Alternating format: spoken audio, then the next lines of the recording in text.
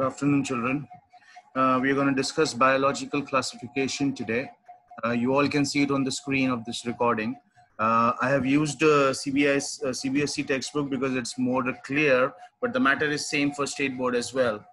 So if you anyone has any doubts, they can certainly come back to me and ask them about it, okay? So we're going to talk about classification. Now, why is classification important? What is the meaning of the term classification? Classification basically means wherein you are dividing things into groups of familiarity. So for example, if I have to classify people, I can classify them according to gender, according to, let's say, caste, or according to, let's say, color.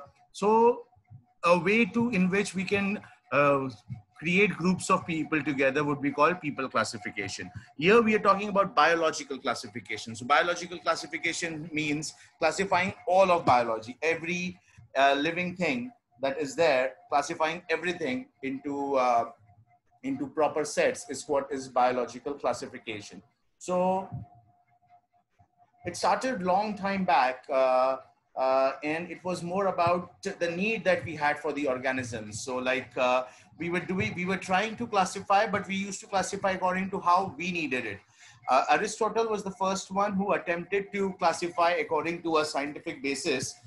He used morphological characters to classify plants into trees, shrubs, and herbs. Morphological means how they were appearing. And animals were divided into red blood and those without red blood. Linnaeus Linnaeus is Carl Linnaeus, who, according to whom we have the new biological classification system. During that person's time, there was a two-kingdom system of classification, with Plantae and Animalia kingdom was developed that included all plants and animals respectively. Now, this system did not distinguish between eukaryotes, prokaryotes, unicellular and multicellular organisms, and photosynthesis and non-photosynthesis organisms. So what are eukaryotes and prokaryotes? Prokaryotes, as we already have studied in previous standards, are primitive type of cells which don't necessarily have a nucleus, and which can be with cell or without cell, but they are very primitive in form. And eukaryotes are those that can be unicellular and multicellular both, and most importantly that they have a complex cell structure. The two kingdom classification obviously was not enough, and new systems was needed, according to which they wanted new ways to classify animals according to their cell structure, their mode of nutrition, their habitat, and reproduction and everything. And therefore plants and kingdoms, animal kingdoms were not the only ones, and now we have 5 different ways in which we can classify a particular a living organism. So what are those 5 different ways? It's called the 5 kingdom characteristic. What it is called? The 5 kingdom characteristic. So the 5 kingdoms are Monera, Protista, Fungi, Plantae, and Animalia. What are the 5 kingdoms? Monera, Protista, Fungi, Plantae, and Animalia. So in Monera, you have cell type as prokaryotic. The cell wall is non-cellulosic. There is no nuclear membrane. The body organization is cellular, and the mode of nutrition is autotrophic, which means that it is through photosynthesis, and heterotrophic, which means that they are taking it from someone else. Protista are eukaryotic. There are some which have cell walls. There is a nuclear membrane in all the protistas. The body organization is cellular, and they are also autotrophic and heterotrophic. Fungi, which is again a eukaryotic, which is has a cell wall present with chitin. It has a nuclear membrane present, and the body organization is multicellular, which means it has a loose tissue. The mode of nutrition for them is heterotrophic. For Plantae, the cell type is eukaryotic. The cell wall is present with cellulose. The nuclear membrane is also present. The body is tissue and organ based, and the mode of nutrition is autotrophic only, which means through photosynthesis. And for Animalia, it's eukaryotic, so there is no cell wall. Cell wall is absent, and nuclear membrane is obviously present. The body organization is, as you know, tissue, organ systems. So now you'll ask me, sir, what is the difference between organ and organ systems? So organ means having a particular organ which has a particular process. like for example, the stem of a plant. An organ system means having multiple organs that do only one process. Like let's say the respiration system of the human being. For the respiration system, you need the thorax, the windpipe, the esophagus, as well as the lungs, and of course the mouth. And all of them together make the system. So that's why it's called an organ system. And the mode of nutrition for Animalia is heterotrophic, both holozoic and saprophytic, etc. So who was the first one who proposed this? It was R.H. Whitaker, who in 1969 proposed this 5-kingdom classification. And the criteria was cell structure, body organization, mode of nutrition, reproduction, and phylogenetic relationships. What is phylogenetic relationship? People have already taught you this, both CBSE and State Board.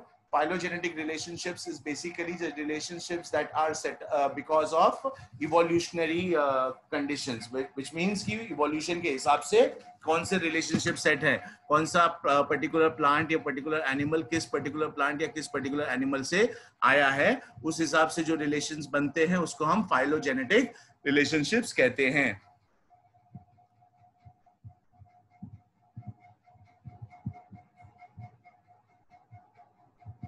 और इसमें आगे जाके एक 3 domain system भी आया है, जो भी मैंने उस दिन आई गेस स्टेट बोर्ड को जब मैं पढ़ा रहा था तो मैंने 3 डोमेन सिस्टम भी आपको बताया था. उसमें मोनेरा को ही 2 डोमेन में डिवाइड करके सारे यूकैरियोटिक किंगडम को एक ही डोमेन में रखा था.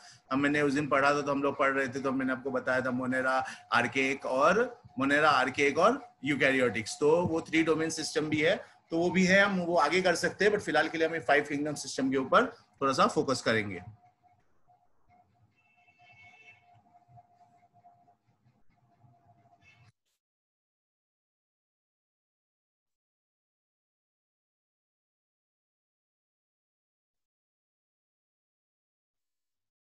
तो पहले क्या हुआ था कि बैक्टीरिया भी जो है और एंजियोस्पर्म्स भी जो है वो प्लांट्स के अंदर थे.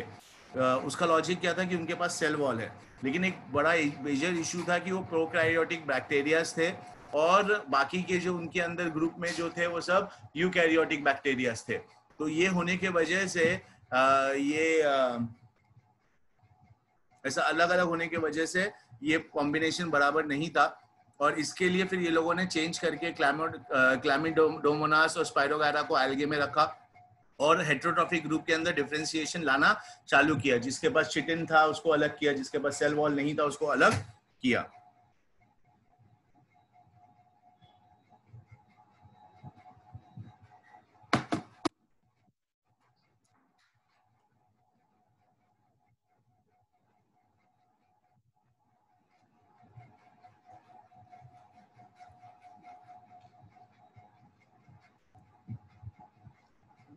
तो बेसिकली ये क्या बोल रहे हैं कि जो भी रिलेशंस दिखाई मॉर्फोलॉजिकल सिस्टम्स के हिसाब से, यानी दिखाई देने वाले सिस्टम के हिसाब से या अंडरस्टैंडिंग के हिसाब से, या फिर जस्ट बिकॉज वो एक पर्टिकुलर कंडीशन को प्रूव कर रहे हैं उस हिसाब से बनाए गए थे, उनको हटा दिया गया और फाइलोजेनेटिक रिलेशनशिप्स को ज्यादा इंपॉर्टेंस दी गई. फाइलोजेनेटिक रिलेशनशिप्स मतलब उसमें ये लोगों ने एक इंपॉर्टेंट पॉइंट ये रखा कि वो किस पर्टिकुलर ऑर्गेनिज्म से इवॉल्व होके आया है और उस पर्टिकुलर ऑर्गेनिज्म का भी क्या कंडीशन था, वो सारी चीजों को भी ये लोगों ने इंपॉर्टेंस दिया है.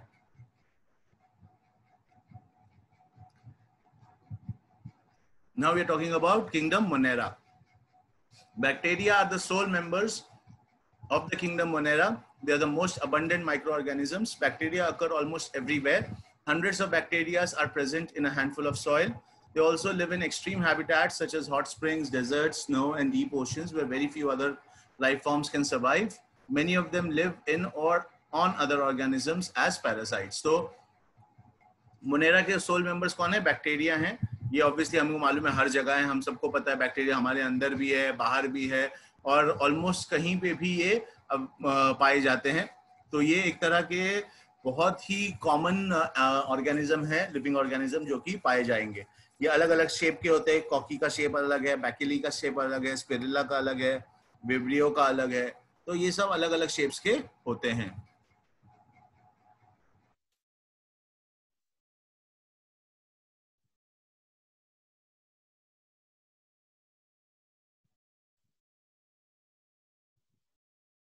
जबकि इनका स्ट्रक्चर बहुत सिंपल है, यहाँ पे कहा गया है, वो बहुत ही डाइवर्स हैं. दूसरे ऑर्गेनिजम्स के कंपेयर टू ये मेटाबॉलिकली काफ़ी डिफरेंट है। इवन दो वो सब के सब बैक्टीरिया हैं, बट कोई उसमें से खुद अपना खाना बनाता है, कोई इनऑर्गेनिक सबस्ट्रेट से भी खाना खींच लेता है, इनऑर्गेनिक सबस्ट्रेट यानी कि नाइट्रोजन से भी, कोई दूसरों के ऊपर यानी कि पैरासाइट के ऊपर या डेड ऑर्गेन्स के ऊपर भी, डेड ऑर्गेनिक मैटर के ऊपर भी डिपेंड करता है खाना लेने के लिए। तो मल्टीपल वेज हैं इनके पास न्यूट्रिशन के लिए। इसमें सबसे पहला है आर्के बैक्टीरिया। आर्के बैक्टीरिया यानी कि वो बैक्टीरिया जो कि कभी खत्म नहीं होते, ये सबसे बुरी हालत में रहते हैं, यानी कि extremely salty area, hot spring, marshy areas.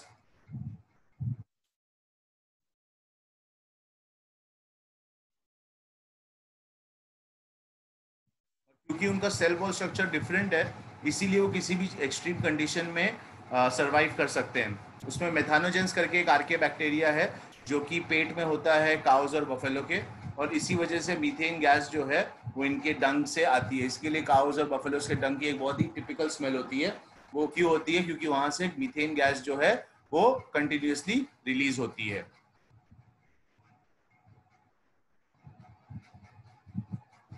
Now coming to eubacteria, also called as true bacteria. ये इनका एक इम्पॉर्टेंट कैरेक्टरिस्टिक है कि इनका सेल वॉल जो है वो रिजिड है, और अगर वो हिल रहा है तो वो फ्लैचेलम है। फ्लैचेलम एक पर्टिकुलर पार्ट होता है जो कि बैक्टीरिया का होता है।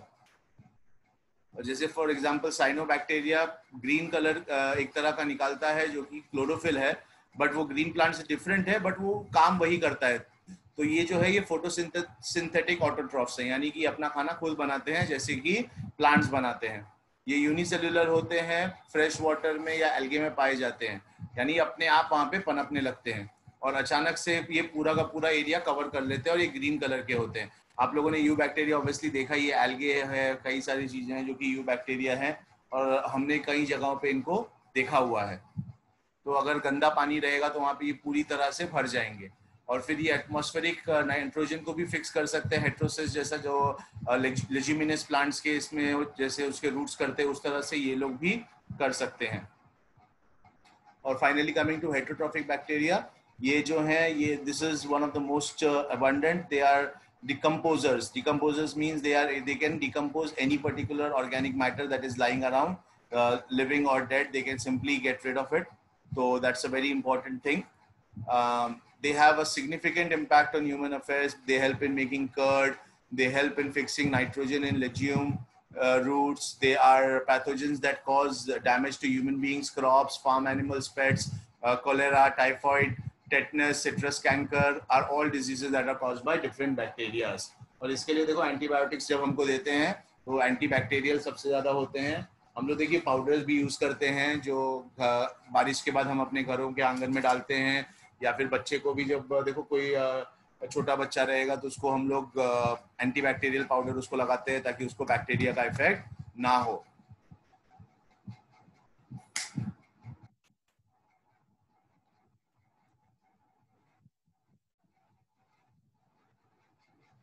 ओके, इनका रिप्रोडक्शन जो है वो फिजन से होता है। फिजन मतलब वो डिवाइड हो जाते हैं दो अलग अलग बैक्टीरिया में।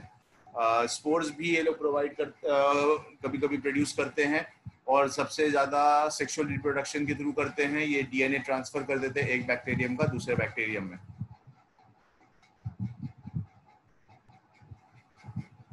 और माइकोप्लाज्मा भी एक तरह का बैक्टीरिया है। ये ऐसे ऑर्गेनिजम्स है जिनके पास बिल्कुल भी सेल वॉल नहीं होता। ये बिना ऑक्सीजन के सर्वाइव कर सकते हैं, और कई सारे माइकोप्लाज्मा जो है पैथोजेनिक होते हैं एनिमल्स और प्लांट्स में। पैथोजेनिक यानी कि वो उनके अंदर ही पाए जाते हैं।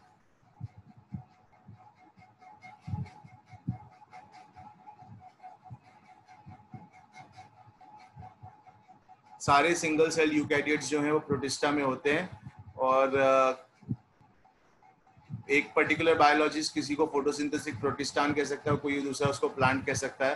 तो हमने इसमें क्राइजोफाइट्स, डायनोफ्लैगेलेट्स, यूग्लेनॉइड्स, स्लाइम मोल्ड्स और प्रोटोजोआ को प्रोटिस्टा में कंसिडर किया है। प्रोटिस्टा के जो मेंबर्स हैं वो मोस्टली एक्वाटिक होते हैं। ये पर्टिकुलरली एक लिंक फॉर्म करते हैं प्लांट्स, एनिमल्स और फंगाई के बीच में। तो जो भी यूकैरियोट्स होंगे और सिंगल सेल के होंगे वो सब प्रोटिस्टा में ही आएंगे। तो प्रोटिस्टा का कैरेक्टरिस्टिक क्या है? It should be a single celled eukaryote. Okay. इनके पास न्यूक्लियस वेल डिफाइंड होता है और ऑर्गेनेल्स में मेम्ब्रेन होता है। किसी किसी के पास फ्लैगेला या सिलिया होती है जो बाहर हिलते हैं ना, ऐसा लगता है कि हिल रहे हैं, तो वो फ्लैजेला और सिलिया कहा जाता है उसको। ये लोग असेक्सुअली भी रिप्रोड्यूस कर सकते हैं और सेक्सुअली भी रिप्रोड्यूस कर सकते हैं, सेल्फ फ्यूजन या जाइगोट फॉर्मेशन से। हमने ऑलरेडी 10th में पढ़ा हुआ है सेल्फ फ्यूजन क्या होता है और जाइगोट क्या होता है, बट अगर किसी को डाउट है तो मेरे को पूछ सकता है।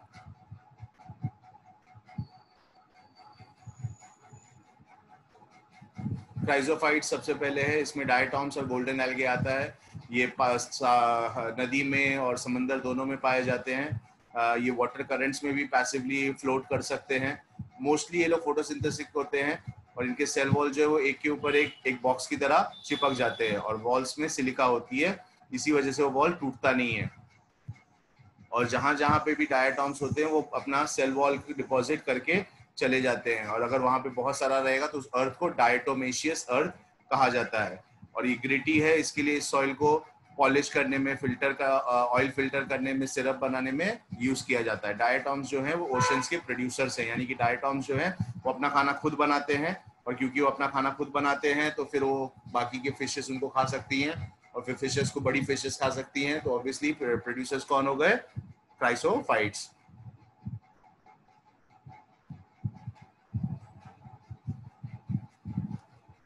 Now coming to dinoflagellates. ये मेरीन और फोटोसिंथेटिक होते हैं, येलो, ग्रीन, ब्लू या रेड कलर के हो सकते हैं डिपेंडिंग ऑन द पिगमेंट। इनका cell wall stiff cellulose plates का होता है, सेलुलोज यानी कि ग्लूकोज बेस, ओके। और ये दो फ्लैजिला होता है उनका, एक लंबा होता है और एक बीच में टेढ़ा सा होता है। और ये बहुत ज़्यादा मल्टीप्लिकेशन करते हैं, और इस अगर ये ऐसा करेंगे तो फिर ऐसा अचानक से लगता है कि समंदर जो है वो लाल हो गया है। और इनके बहुत ज़्यादा नंबर्स होने की वजह से दूसरे एनिमल्स भी मर सकते हैं। तो अगर ये समझो किसी एक पर्टिकुलर एरिया में बहुत ज़्यादा मल्टीप्लिकेशन इनका हो गया तो पूरा एरिया कवर कर लेंगे और समंदर जो है वो लाल दिखाई देगा।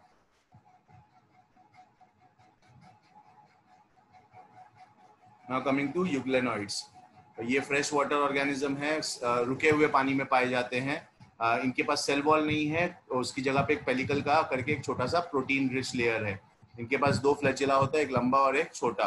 ये फोटोसिंथेटिक हैं जब सनलाइट रहेगा, बट जब सनलाइट नहीं रहेगा ये छोटे दूसरे ऑर्गेनिजम्स खा सकते हैं। स्लाइम मोल्ड्स, ये सैप्रोफाइटिक प्रोटिस्ट हैं। ये इनकी बॉडी जो है वो पत्ते और टूटे हुए लकड़ियों को खाती है, धीरे धीरे उनको कवर करके। और जब यहाँ इनकी कंडीशंस ठीक नहीं रहेगी तो धीरे धीरे प्लाज्मोडियम अलग होके नया ये फॉर्म कर देता है, ठीक है।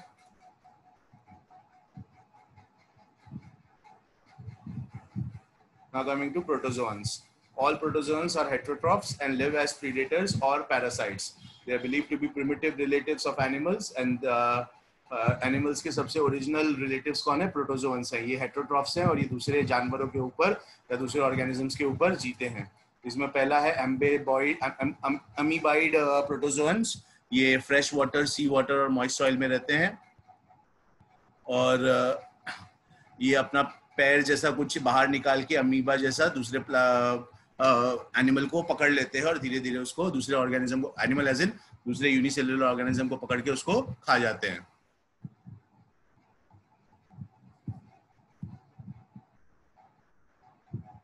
फ्लैजिलेटेड प्रोटोजोन्स हैं, इनके ऊपर फ्लैजिला होती है, इनसे बीमारियां होती हैं। सिलिएटेड प्रोटोजोन्स ये एक्वेटिक होते हैं और इनके ऊपर बहुत सारी सिलिया होती है जिसके अंदर से खाना ये खींच लेते हैं। स्पोरोजोन्स जो होते हैं इनका डाइवर्स ऑर्गेनिज्म है। इनका स्पोर बाहर निकलता है जिसके थ्रू बहुत सारे दूसरे एनिमल्स को ये पकड़ लेते हैं। इसमें प्लाज्मोडियम यानी कि मलेरियल पैरासाइट है जिससे मलेरिया होती है, और मलेरिया से कई सारे लोग हर साल मरते हैं। तो अभी हमने दो किंगडम्स कवर किए, एक है प्रोटिस्टा और एक है monera. Now coming to the third kingdom, fungi.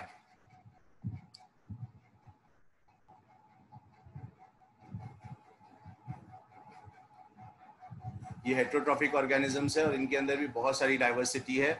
आप लोगों ने फंगाई अपने पुराने ब्रेड, पुराने फलों के ऊपर देखा होगा। अगर आप ब्रेड छोड़ दोगे तो थोड़ी देर पे उस पर फंगाई आ जाएगा, थोड़े दिनों में।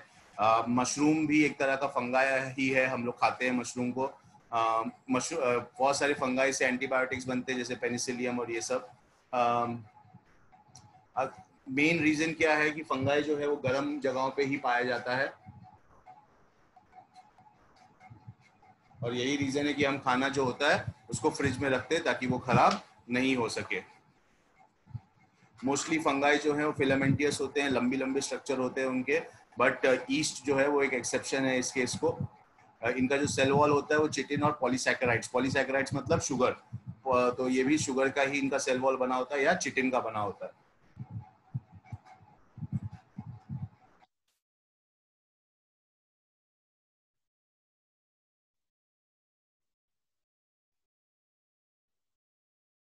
ऑब्वियसली जो फंगा दूसरे एनिमल्स पे डिपेंड करते हैं उनको हम पैरासाइट कहते हैं। मोस्टली ये लोग सैप्रोफाइट्स हैं, ये साथ में भी रह सकते हैं किसी दूसरे एल्गे के साथ या दूसरे यूनिसेलुलर ऑर्गेनिज्म के साथ, और इनका रिप्रोडक्शन जो है वो वेजिटेटिव मीट से होता है जैसे कि फ्रैगमेंटेशन, फिजन या बडिंग से।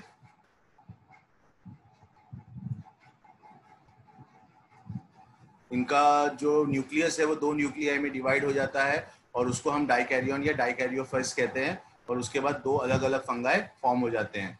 इनका जो माइसेलियम है वो मॉर्फो के स्पोर बनता है और वहाँ से फ्रूटिंग बॉडीज क्रिएट होती है, जिसके वजह से इसके अंदर अलग अलग डिविजन्स किए जाते हैं। क्या क्या डिविजन्स है? पहला है फाइकोमाइसाइट्स।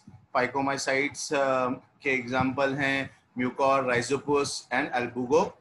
फिर दूसरा है एस्कॉमसाइट्स। एस्कॉमसाइट जैसे पेनिसिलियम या ईस्ट, ये सब जो है वो एस्कॉमिसाइट्स हैं। तीसरा है बेसिडियोमाइसाइट्स। बेसिडियोमाइसाइट्स में मशरूम, स्मार्ट, रस्ट फंगस, ये सब आता है। और उसके बाद है ड्यूटेरोमाइसाइट्स। ड्यूटेरोमाइसाइट्स में एल्नेरिया, कोलेक्ट्रिकियम और ट्राइकोडर्मा आता है। तो इनके भी चार अलग अलग ये हैं। चारों में अलग मोस्टली क्या अलग अलग है, जैसे अभी फोर्थ वाला जो ड्यूटेरोमाइसाइट्स है ये असेक्सुअल स्पोर से रिप्रोड्यूस करता है, ये सैप्रोफाइट और पैरासाइट है। बाइसिडियोमाइसाइट्स क्या है? ये फ्रूटिंग बॉडीज हैं जो बैसियोकार्प्स क्रिएट करते हैं। ये कैरियोगामी और मायोसिस से रिप्रोडक्शन करते हैं। और एस्कोमासाइट्स क्या करता है? एस्कोमासाइट्स जो है ये एस्कोकार्प्स और फ्रूटिंग बॉडीज के थ्रू बनता है, न्यूरोस्पोरा और ये सारी चीजों से। और फाइनली कमिंग